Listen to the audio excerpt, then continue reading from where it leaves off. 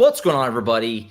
It is that time again. The Sooners Illustrated Podcast, episode 123 on this Monday, October 28th, 2024. Josh Callaway, James D. Jackson, Tom Green with you on a post-game reaction Monday. Oklahoma lost their third in a row. Some encouraging signs, some old habits falling back into. We'll talk all about it as per usual. Tom and I are both there. Break down all the angles of the game. We'll also kind of look ahead to the last four games, the final third.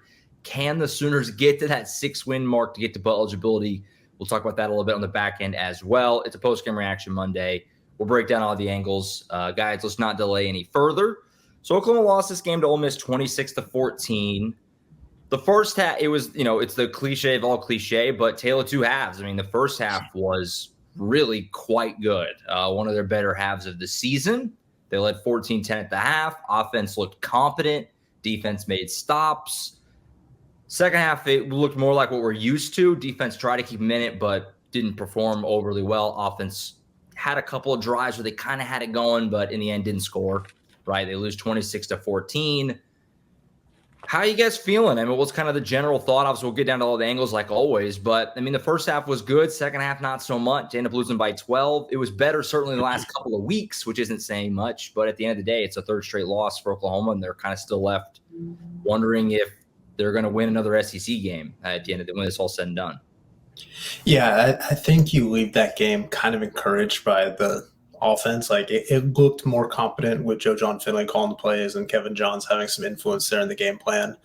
Jackson Arnold looked confident. That we haven't really seen him look like that yet this season. So I think those were good signs.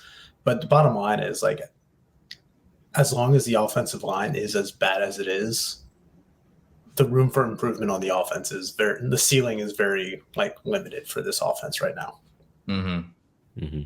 I mean, that from what I saw in the first drive, that defensively at least, as I heard that the helmet comms were having an issue there.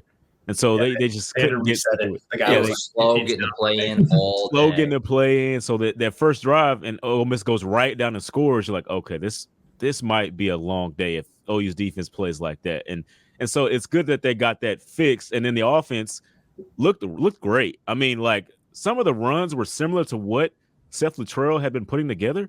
But for some reason, Barnes was getting like 6 to 8 yards on those runs this time around. Like, the offensive line just looked a lot better in this scheme. I don't know if the scheme entirely changed, but it looked more like the Jeff Lebby offense that we saw last year.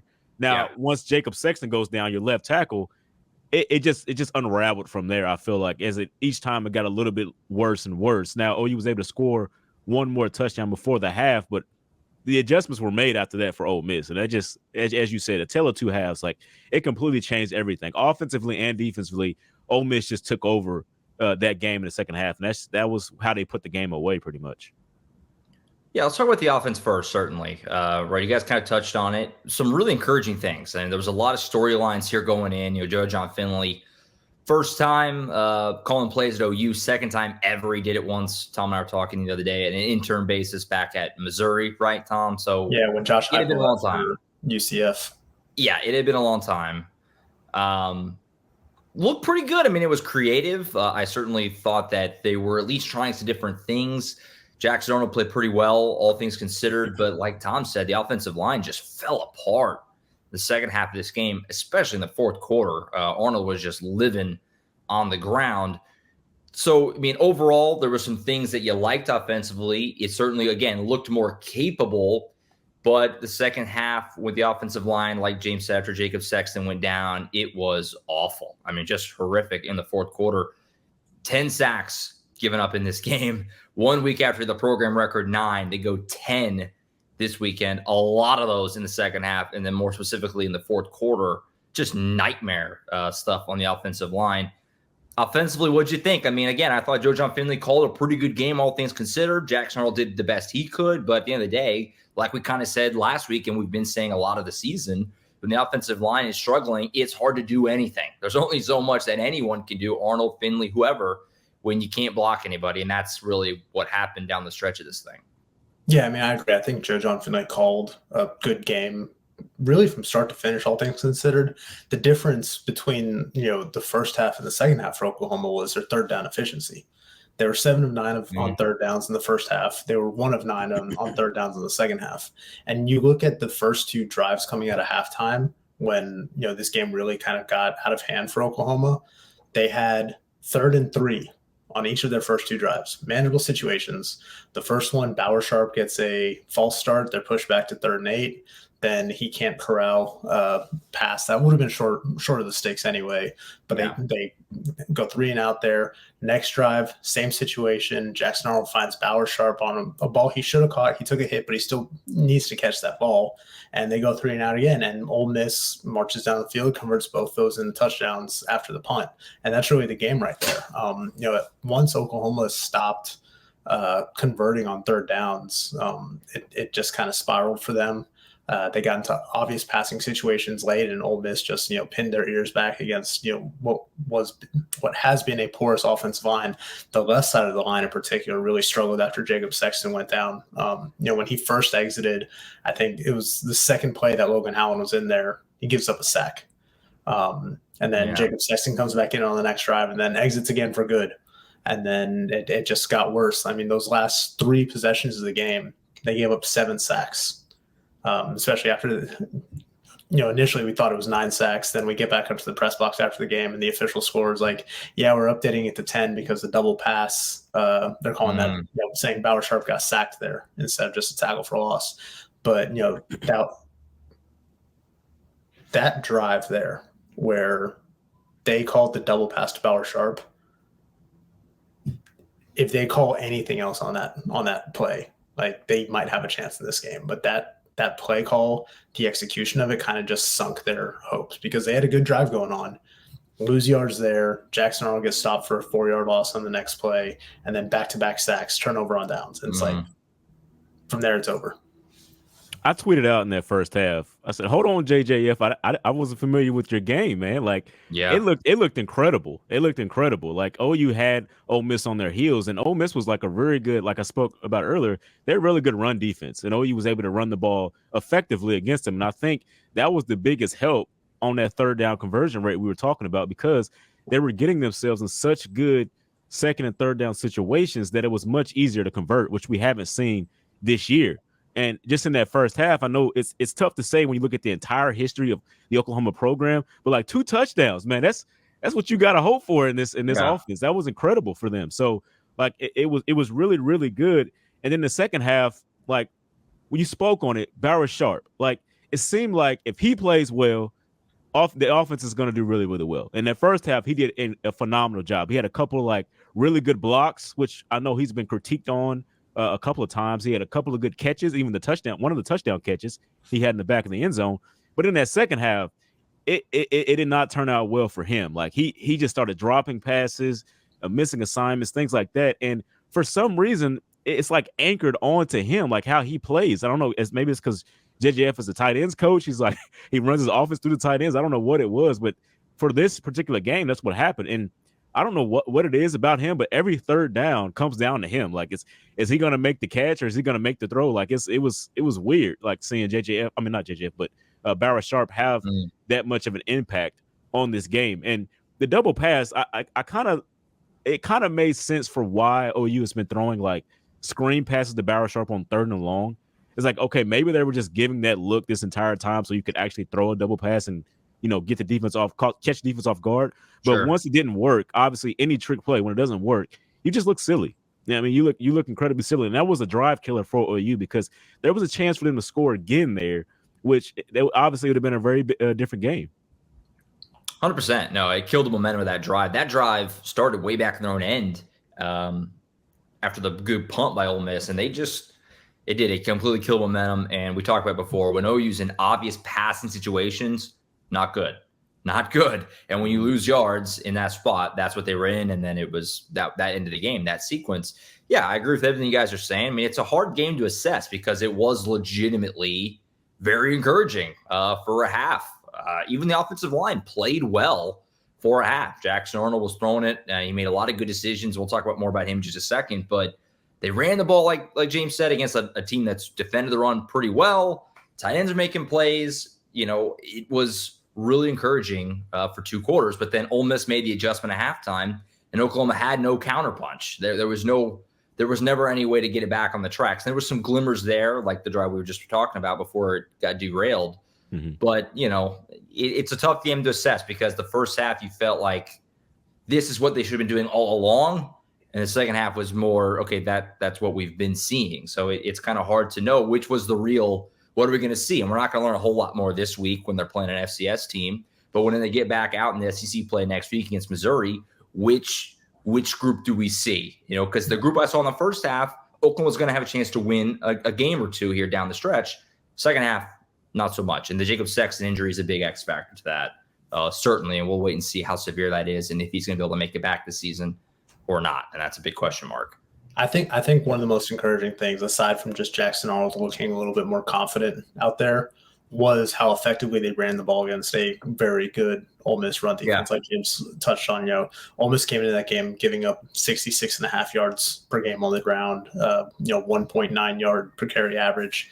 Oklahoma, if you take away the sacks, because those count against rushing yardage, even though in the NFL they count against passing yardage, Oklahoma had 206, I think, sack adjusted yards, 207. They lost like 61 yards on the 10 sacks. So they ran the ball effectively when they were designed runs. And I think that is something that you can build on. Certainly the numbers don't reflect like how hard Javonte Barnes was running out there, but he looked really good. He's looked really good the last few weeks, even though the production hasn't been otherworldly. But I was telling you this back on the car ride yesterday that between what Javonte Barnes did running the ball and what he did in the receiving game, it was his most scrimmage yards in a single game in his career, even though it was like 65 and 55. He still had 130 yards from scrimmage, which if they can get that out of him and just like cut down on some of these sacks, cut down on the turnovers, then I think there is some encouraging signs there. But again, with the offensive line being what it is, it's still a very difficult situation and an uphill battle that they'll have this final month. I mean, I want to give shout outs to Jackson Arnold once again. I mean, a season high 22, passes of 31 passes overall. I mean, it was really great game from him. And we talked about it last week. I mean, him being able to handle that much pressure in his face all the time, 10 sacks in this game, like it's wild. And it's not like he's the one back there holding the ball too long or things like that. He's just like, he just doesn't have time sometimes. And like for him not to turn the ball over in that situation, because there were times where he could have, and I saw him, there was one where Brennan Thompson was crossing the field and he had to give a pump fake because he was really going to throw that ball and the linebacker came out of nowhere on that one. So he stopped and made a run and got the first down on it. And it was like his ability to use his legs in this game really opened up this offense as well, because like Ole Miss just didn't have any answers for that in the first half. Jackson Arnold, I think, played really, really well. Now, for OU fans, he's not going to be like Kyler Murray or Caleb Williams, somebody like that can just like completely take the game over. But he is a really, really good quarterback. Like this, like I'm convinced once again, like this guy is really, really good. Like when he doesn't turn the ball over, the sky's the limit for him. When he has a good offensive line, has his receivers, things like that. So good to see from him in this one. Yeah, I really liked what Jackson Arnold did in this game. Really encouraging, best start he's had. First time on the road, was very curious to see how, getting reinserted, how that would look and how he would play, first time with Joe John, all that. I liked it a lot. Like James said, 22 of 31, 182 yards, hit 2 touchdowns. The touchdown pass to Bauer Sharp was a great, thread the needle type of ball in the back of the end zone.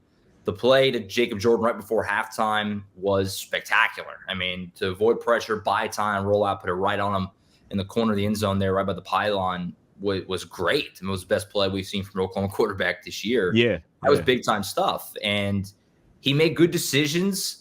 He was quick, opening read not there, either checking it down, or scrambling. He scrambled really well. Ran for over 100 yards in this game if you remove the 60 yards of sack taken off of it.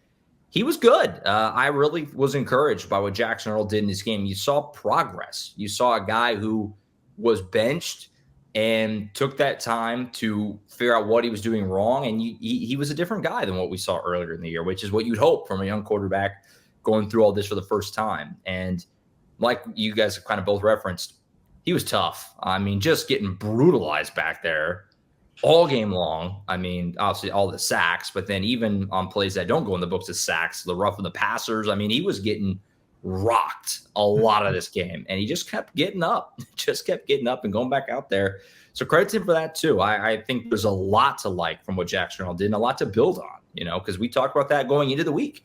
He has 5 games left to kind of either showcase himself as the future of Oklahoma or if he's going to transfer portal his market. I mean, this is a huge 5 games for him and a good start, I thought, for Jackson. Tom, you want to throw anything there on Jackson?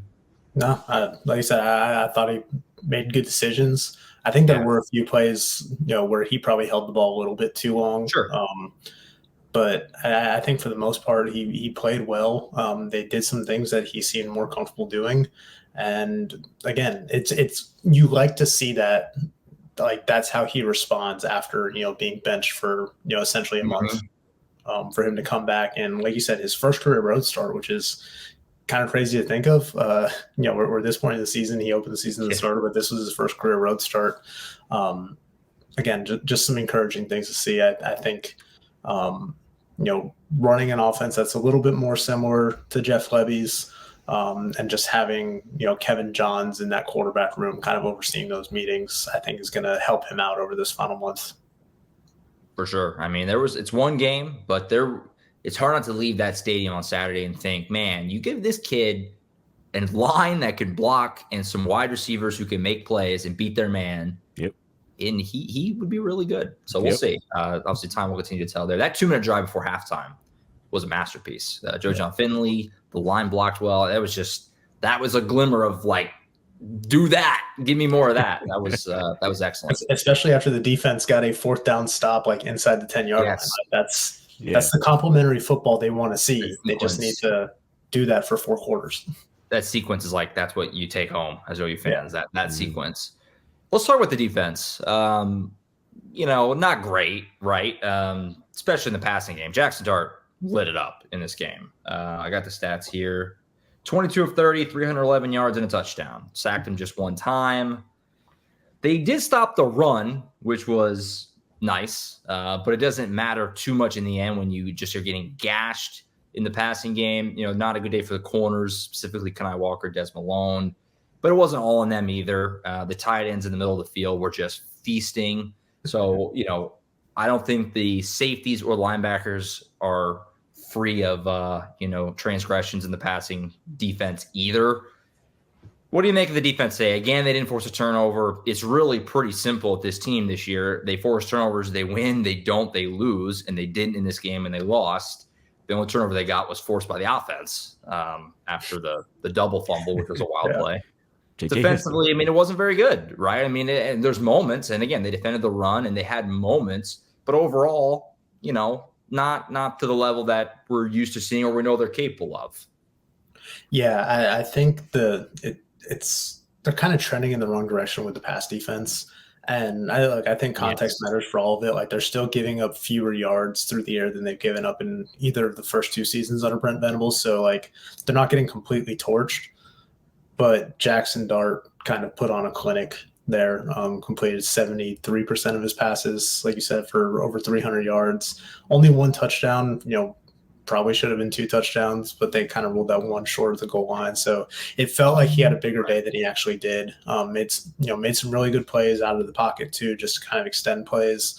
But yeah, I mean, in terms of pass defense efficiency, they're at their like low water mark in these 3 years under Brent Venables.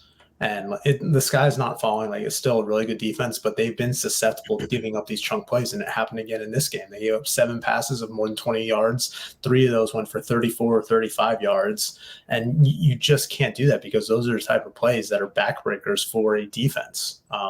You can stop the run all you want, but if you're going to give up a 20-yard play on 3rd and 9, 3rd and 10, whatever, like it's all for naught. And there were a few times where it seemed like they had Jackson Dart dead to rights. And, like that one play, it looked like they had him for a sack, and he just kind of scrambles out of the pocket. And as he's falling, just kind of lofts it over Kenai Walker's head for like a 30-yard gain. That's on Jackson, though. That's more him than. Well, it's on Kenai, too, because it's eye discipline. He looked back and, lost his guy for, a beat. And that's the difference. Like Brent Venables talked about, it's all in the details. And you have to be disciplined. You have to be detailed. And the back 7 really has not been what it needs to be in that regard. Like I said, the sky's not falling. This is still a really good defense, but there were some cracks in the veneer. Yeah, I think looking back at the Auburn game, I think it's where a lot of teams saw like where the cracks were in this defense. Like when you run those crossing routes that go behind OU's linebackers and they end up on the other side of the field, for some reason those guys are always open. Like those guys are just wide open, and you saw that a lot against Ole Miss. And the other thing is when you solo OU's corners on the outside. I mean, Kanai Walker isn't necessarily the fastest guy to be covering those type of players on the outside, and maybe he is, and his technique is just not there at this time because he seems to get burned a lot out there when he's sometimes the guys just don't make the throw, and that helps out OU. But when they actually make those plays, it looks really bad there. So like those are where OU needs to improve on the defensive side is those situations, covering those receivers by themselves on the outside and those crossing routes, communicating there because that's the safeties are also involved in stuff like that when it goes behind the linebackers. But obviously when OU can keep the game where its linebackers are, we're inside the box, things like that, they're really, really good. You might even call them elite, but the outside areas, that's what we need to work on. And we're seeing more and more of that as more teams get more film and really try to go after that against them. Yeah, I'm kind of at a point with 4 games to go. And again, I like I said, I'm not putting it all on Kanai or Des Malone, but I like to see more of the younger guys. Eli Bowen in particular was good, I thought, again. Jacoby Johnson. They threw at him just once. Yeah, like right. Yep, never. Jacoby Johnson, let's just keep him at corner. The wide receiver thing, let's forget that. Let's let him play corner. And I mean, there was a couple times where just not good football. And, Des Malone, I meant to make a note of it, which play it was, but there was one right down the sideline where he's just looking in toward the quarterback. Man just goes right by him, basically. He doesn't have safety help, and it was a huge play down the field. Just kind of what are we doing there? You know what I mean? And what we kind of referenced at the beginning, the calls are getting in late all the time. I don't know what is up with that. That's been a thing all season, but it was really bad in this game, especially watching it back this morning. I mean, the first touchdown of the game, the touchdown run, nobody is set. Yeah. Everyone's looking at the sideline, and that happened more than a few times on Saturday. So I don't know if that's I don't know. I mean, I don't know the intricacies of defensive play calling to know, but at the end of the day, they got to just be faster, right? They got to find a way to figure that out because that's been a problem consistently throughout the season. And it was a big issue in this game. So often guys just not set, not ready, looking at the sideline, getting information. And that's not a good place to be, especially against an Ole Miss offense that goes quick. So yeah, I was going to say, I think that's one of those things where like it's an issue that gets exacerbated against an offense that stresses you with its tempo, like Ole Miss does. Like once they get that first down, they're scooting. Mm-hmm. Yeah, that Des Malone play, it seemed like he looked. It looked like he thought he had safety help because it wasn't like he just got blown by. He pushed the guy off, which is what you're supposed to do when you have safety help, and kept his eyes on the quarterback, like running down the sideline. So it seemed like that's what he thought, and the safety wasn't there. And so like that, those situations happen when you talk about it, just with those late calls, like those late calls coming in, guys get, they don't really have the call the way they thought it was and things like that. And that miscommunication can happen, and it looks bad like that. So, yeah. 100%. Other things defensively, I thought Hassan McCullough looks like himself. He's really, and as you would expect, right, common sense, but each week he's looking more and more. He was flying around the field in this game. So that's nice to see him getting healthier and healthier and getting more comfortable out there. The other thing that kind of struck me, Tom always does the snap counts and things like that, the PFF grades on Sunday morning. Peyton Bowen, 4 snaps? What's up with that? That seems like that shouldn't happen. Peyton Bowen needs to play more than that, especially when the back-end play hasn't been great. And we're all big fans of Robert Spears-Jennings, and I think he's a really good player. He's not playing well enough to you just don't play Peyton Bowen. That seems a little silly to me. That caught my eye of just a stunningly low number of 4 snaps on Saturday. Anything else defensively for you guys? Maybe there was just like a personnel thing there with Bowen. Like maybe the coaches saw something. That shocked me though.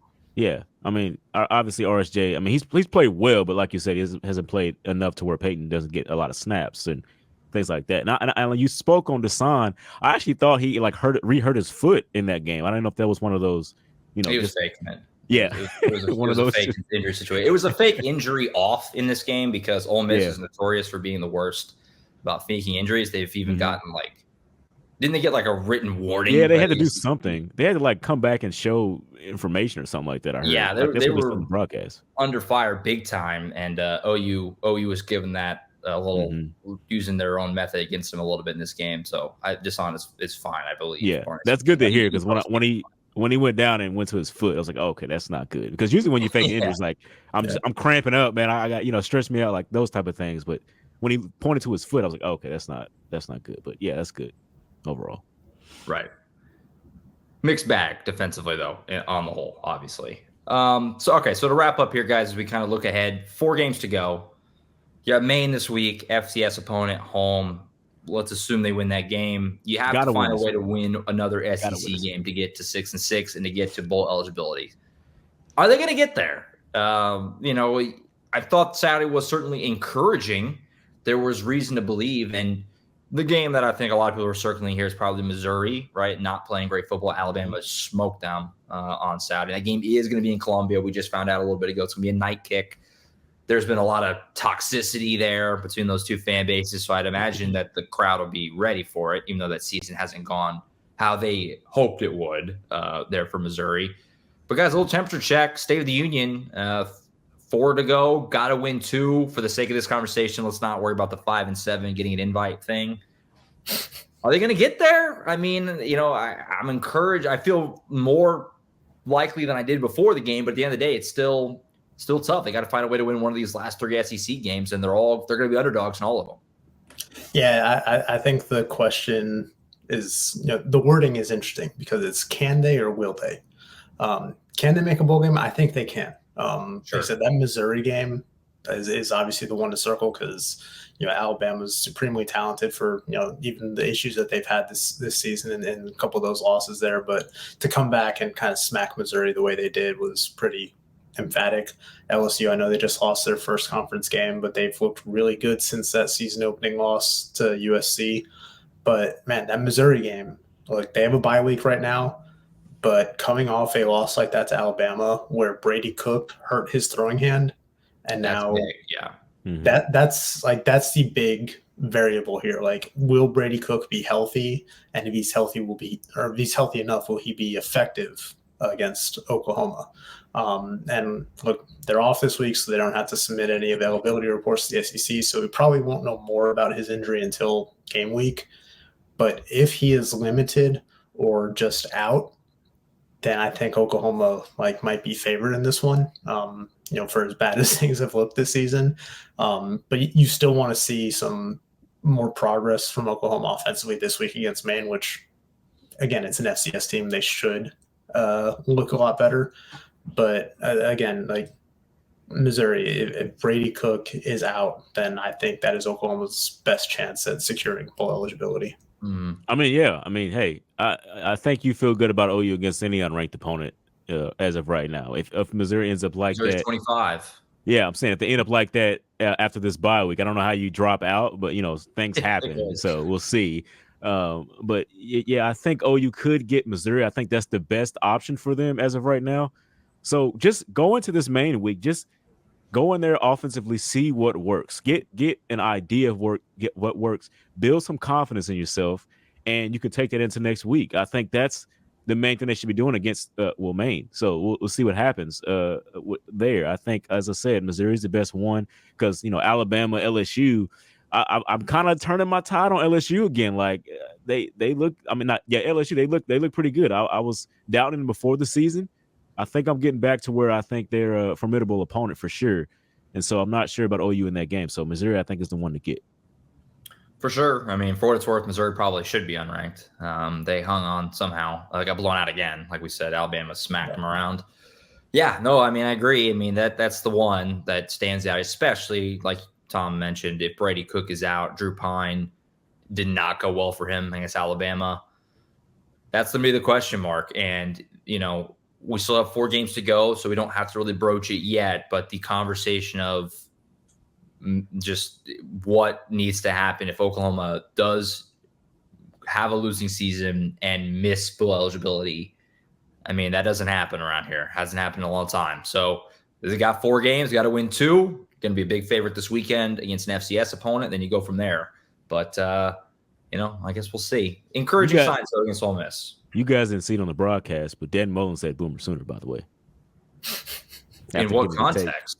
Jacob Jordan touchdown before the halftime. All right. So something to note. Just throw it in there. Whatever. Something to note. Yeah, we'll see. Brent Venables and Dan Mullen are pretty good friends. Yeah.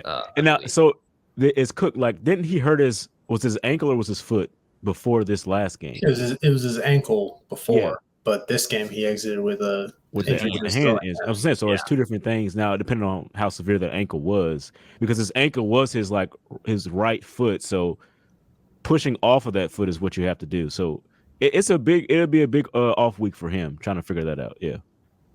Missouri has not been great in SEC play. Also blown out by Alabama, blown out by A&M. Did beat Vanderbilt, who was not Vanderbilt you're used to. Double overtime at home, but they did squeak that one out, and then they narrowly took down Auburn at home. So their resume is pretty comparable to what OU's done, frankly. So we'll see. We got all next week to talk about that game, but we'll see. That seems like Oklahoma's best shot. And I do think that Alabama at home, depending on crowd, if you have to a good start, I could see that game. Alabama's defense has been not great. We'll see. We'll see how things look between now and then, but I don't think that's impossible as of right now. We'll see. It's unlikely. Unlikely, but not impossible. I was encouraged by Saturday. I think that's it for now. We'll be back on Thursday with Colin. He'll come on, do some recruiting stuff. As always, James will be on that show, of course, as well. We'll have the game preview on Friday as we get ready for this one. Very weird. We're not used to this FCS opponent in November. That's an SEC thing that we haven't done around here, but we're going to do it. And so we'll get everyone ready for that game just like we would any other. Schedule back to normal after last week was a little bit wonky. Player interviews will be tonight. And then we'll have the Brent Venables press conference tomorrow, Tuesday. Also have Women's Basketball Media Day today, so look out for some content coming out of that as basketball season starts next week. So get ready for that. Both men's and women's opener next Monday. So women's got a lot of hype. November is a busy, busy time around here. So buckle up. That's it for now. For Tom Green, James D. Jackson, I'm Josh Callaway. Signing off for now. We'll see you next time right back here on the Sooners Illustrated podcast. See you.